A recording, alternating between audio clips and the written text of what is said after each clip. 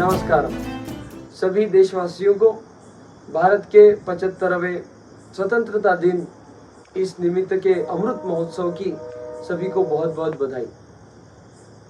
आज देखते ही देखते हमारे राष्ट्र को स्वतंत्र होकर के 75 वर्ष पूर्ण हुए हैं और इस अति अद्भुत अवसर पर सभी बहुत उत्साहित हमको दिखे हैं। हर नगर में, हर गांव में हमने इसके संदर्भ में हुई डेकोरेशन को देखा है, झगमग को देखा है और जैसे पूरा राष्ट्र हमारा तिरंगे में लहर उठा है, इस प्रकार का दृश्य हमको सबको देखने के लिए मिला है।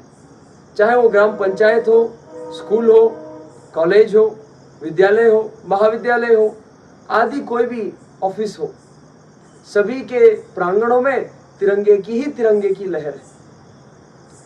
इस अद्भुत अवसर पर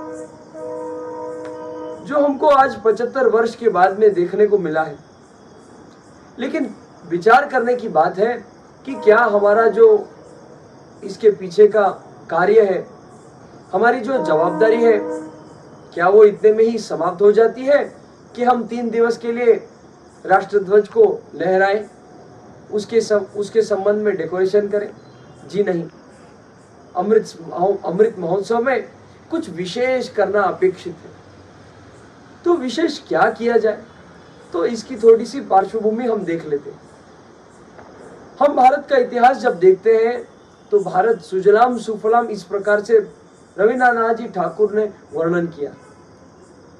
और वंदे मातरम में जब वो सुजलाम सुफलाम कहते हैं, जब ऐसा वर्णन किया जाता है कि हमारे राष्ट्र में सोने का धुआं है, जब ऐसा वर्णन किया जाता है कि इस राष्ट्र के डाली पर बैठ करके गाने वाली चिड़िया भी सोने की, जब कुछ इस प्रकार का वर्णन किया जाए कि यहाँ नदियों के नाम पे पानी नहीं तो दूध की गंगाएं, दूध की नदियां बहती हैं, ऐसा इतना सारा गोधन हमारा वर्णन करने को तो ऐसा भी किया गया है कि धन यानी सोने के सिक्के गिनने की फुर्सत नहीं है तो उनको तोल करके वजन करके रख दिया गया है।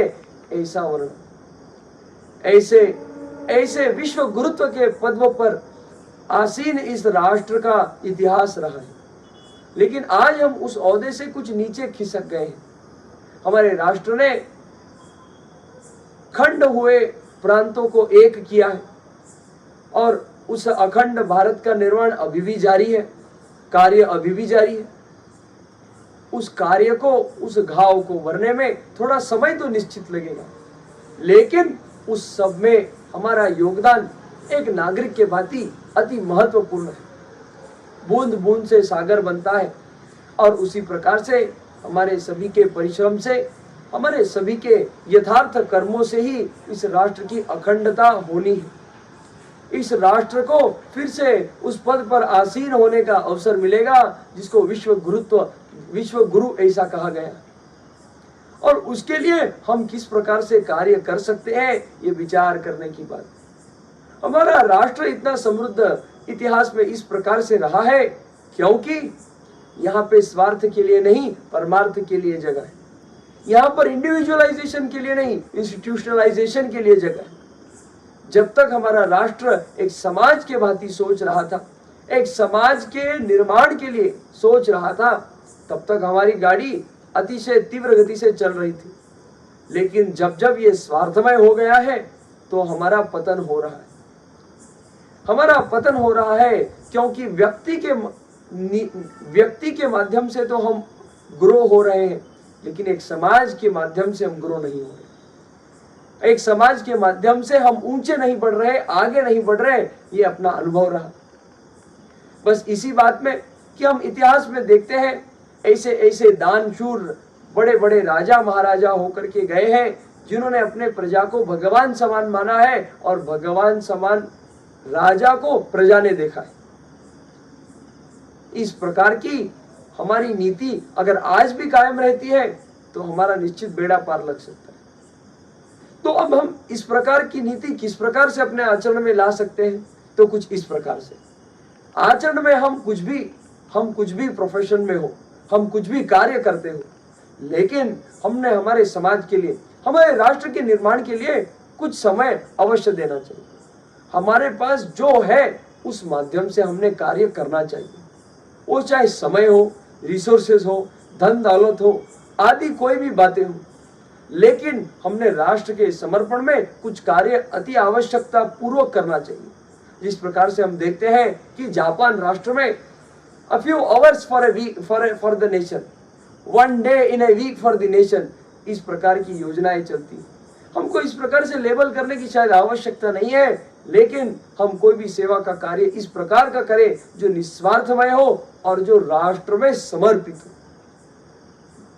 अब इसमें अगर देखें कि क्या कर सकते हैं, तो आज हमारा राष्ट्र सबसे युवान राष्ट्र है।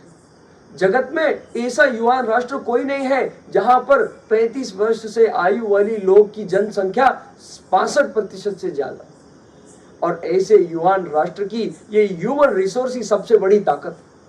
इस सबसे बड़ी ताकत को कोई अच्छी सी दिशा मिल जाए तो इस राष्ट्र के निर्माण में, इस राष्ट्र के प्रगति में अतिशय वेग प्राप्त हो जाएगी, इसमें अतिशय तीव्रता आ जाएगी और इस अखंड राष्ट्र के माध्यम से हम फिर से विश्व गुरुत्व की पदवी पर आरूढ़ हो सकते। तो इस राष्ट्र के इन 65% से ज्यादा भी युवाओं को हमने दिशा देनी है, लेकिन दिशा देने के लिए हमारा आचरण भी उस प्रकार का होना चाहिए। अगर हम निस्वार्थमय आचरण करते हैं तो सारा राष्ट्र भी उस बात का अनुसरण करेगा। श्रीमद् भगवद गीता जी में भगवान ने कहा है कि यह सारा जन समुदाय तो श्रेष्ठ पुरुषों के जीवन को देख करके ही उसी प्रकार से अपने जीवन में भी आचरण करता है। और इसलिए अगर हम स्वयं को श्रेष्ठ नहीं मानते, परंतु हम अगर राष्ट्र के प्रति सत्य में समर्पित हैं, अगर हम समर्पित हैं तो हम इस प्रकार से आचरण हमने करना चाहिए, ये बात है। अब बात यह है कि किस प्रकार का कर्म, बस इतनी सी बात है कि राष्ट्र के समर्पित हमने कार्य करना चाहिए और कार्य करते समय केवल निस्वार्थता की भावना होनी चाहिए। अगर निस्वार्थता की भावना हो तो निश्चित ही वह समाज के लिए समर्पित होता है, और जब वो समाज के लिए समर्पित होता है तो हमारा राष्ट्र निश्चित ही आगे बढ़ सकता है। हम बोलते हैं ये आज के जमाने में आप कहाँ ये सब पुरानी बातें कर रहे हो। अरे पुरानी बात नहीं है। Future is nothing but past entering from some other door. Future is nothing but past entering from some other door. और इस प्रकार की कहावत हमारे यहाँ पे कही गई, और हम अपनी परंपरा को अगर न भूलें, उसको ले करके समझ करके आगे चले तो हमारा उद्धार होना निश्चित है। हम एक प्रगत राष्ट्र की दिशा में कूच करना निश्चित है।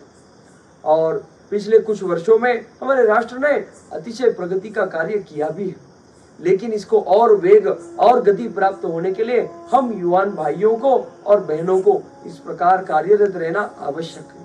तो बस मिलकर के संकल्प करते हैं कि इस अमृत महोत्सव के निमित्त हम कुछ कार्य ऐसा करेंगे जो राष्ट्र को समर्पित होगा।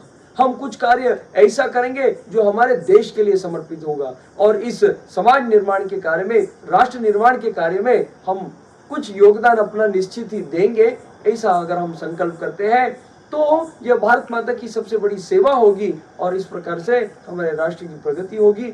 यही संदेश देते हुए इस धरोहर को हमको आगे बढ़ाना है, इसके लिए इस प्रकार से प्रयत्न करना है, ऐसी प्रार्थना करता हूँ। आपको फिर एक बार आज के इस अमृत महोत्सवी स्वतंत्रता दिन की सभी को अनेक शुभकामनाएं, और आप सबने ध्यान पूर्वक सुना, इसके लिए आप सभी का आभार व्यक्त करता हूँ। धन्यवाद।